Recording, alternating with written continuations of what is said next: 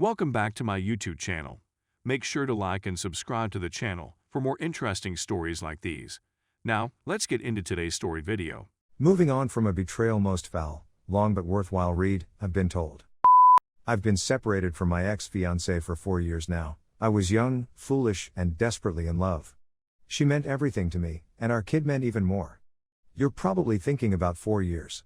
That's enough time to move on. I'm basically over it, but I sometimes feel melancholy around key anniversaries from that relationship, such as yesterday, when we moved in together. I apologize in advance for what is going to be a lengthy article. I will try to make it short. I was in school when we met, on my way to obtaining a PhD, when we found out she was pregnant. Being the great young man that I was, I told her that I supported whatever decision she made. This was a lie, but I definitely thought termination would be best for us because she hadn't started her nursing program yet. And with us both being in demanding schools, we wouldn't be able to finish school. I tried everything, logic, empathy, and even having my older sister try to persuade her out of the pregnancy. Hindsight, this was all not the best way to go about it. Originally, I chose to break up with her as a scare tactic in a protracted period of weakness. All of this happened because my parents had no idea I was dating, and as a young guy who dreaded his mother's anguish and anger, I was losing my mind. After 7 months, my parents are told of the news, and after another 3 months, I move out of my parents' home and begin living with my girlfriend. Our daughter is born 2 months later. As I previously said, living this lifestyle of dad, boyfriend, and student was destined for our failure. 2 years into this lifestyle, I flunk out of my degree. I persuade her that in order for our educational success, she should return home and get more help from her mother, who lives 2 hours away. This is where I acquire a job to help them financially while I complete my education.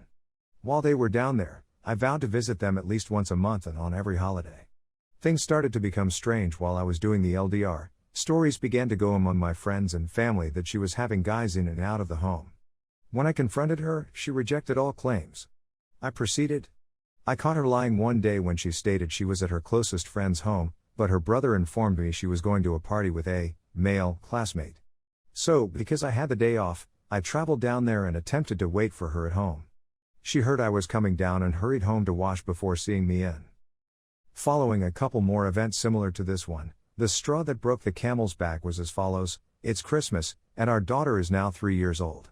I proposed to her in February, and we're set to marry in 3 months. I see she's been chuckling noisily at messages she's received on her phone. My suspicion is moderate, but I'm going to try to get through the holiday and deal with it afterwards.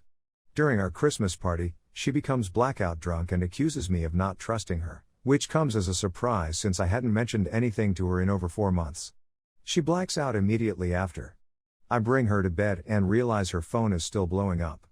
Given that she had her iPhone configured to show messages even when it was locked, I couldn't help but notice that this message was from a male buddy she often mentioned. "Baby, I miss you so terribly," he says. I'm furious at this point, so I try to emulate her and see what I can get out of him. Me, as her, I miss you as well. Him, is your boyfriend still sleeping? I'd want to come through. Me, he's going to go to bed, you have around 40 minutes. To cut a long tale short, he never arrived, and after a furious argument with her brother that same night, I discovered she was, at least, a local police officer who mistook me for her deceased son. My name is tattooed on her, and that's the narrative she would tell. I don't sleep that night, and when she comes in, I quiz her about the previous night's events. She becomes defensive when I look through her phone, but she responds, "It was all a trap to see if you would go through my phone." I didn't accept it as an answer at first, but in a foolish effort to believe everything, I finally did. Fast forward a year, and we're not married due of a last-minute gut feeling. Another horrible sensation comes over me one day as I reflect on the past, and the feeling tells me that I should find out whether my kid is biologically mine. After coercing the girlfriend into agreeing to a test, she admits that there's a possibility I'm not the father. After 3 difficult weeks, it is revealed that the kid is not mine. After much deliberation, I realize I can't take it any longer and inform her that I'll begin the process of removing myself from their life altogether. After our breakup, she asked that I not see anybody for a time. Which I told her she had no right to do, but that was my plan anyway. She admits that she intends to do the same. I learn through her relatives that she is pregnant with her second kid 4 months later and marries the father of that child 3 months later. This makes me quite happy, particularly because I discovered that the person and I had a striking likeness. I'm now in a nice relationship and have another degree, but I still find myself allowing the above tale knock me down on a regular basis, almost as if it governs my life at times. I have trust difficulties that I'm working to overcome since my current girlfriend is not like my previous fiancé. I'm praying that one day this will all be a memory.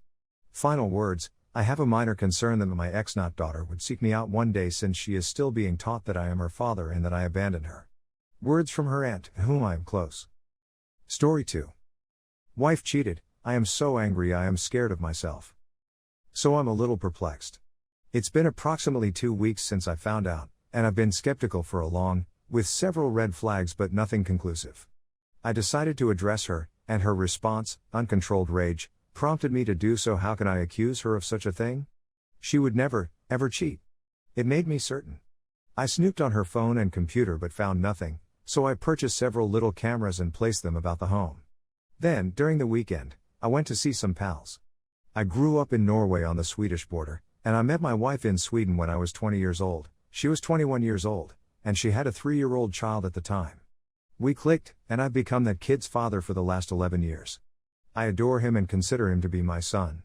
It doesn't matter that we've been married for 6 years. To cut a long tale short, I went home early knowing she wouldn't be there and watched the film. Sure enough, she was having an adult conversation with another male. I knew him as a coworker named Theodore, and we got along well with him and his wife. I used to think seeing red was just a metaphor, but I was seeing red. I've never been so upset in my life. I'm really a fairly quiet man who seldom gets angry, but I just lost it. I slammed at the walls and slammed the bedroom door so hard. It flew off its hinges and broke a glass table in our living room. I didn't even realize I was biting the inside of my cheek. But as I shouted, I splattered blood on the wall and the floor. I managed to hit my head really hard at one point, which jolted me out of it. When I saw the carnage, I realized I had to get out of there. If my wife had come in at that time, I'm quite sure I'd be in prison. In the best case scenario, there is domestic violence. In the worst case scenario, there is murder. I immediately packed a bag with necessities and my laptop. I deal with simulation and modeling, and my computer is custom, which I need to complete my job. I emailed a copy of the tape to Theodore's wife, but I didn't include anything else in the message other than your husband is cheating on my wife. I ran into my kid right outside our apartment complex, hugged him, and told him I would always love him, but his mother was cheating on me, so I had to go.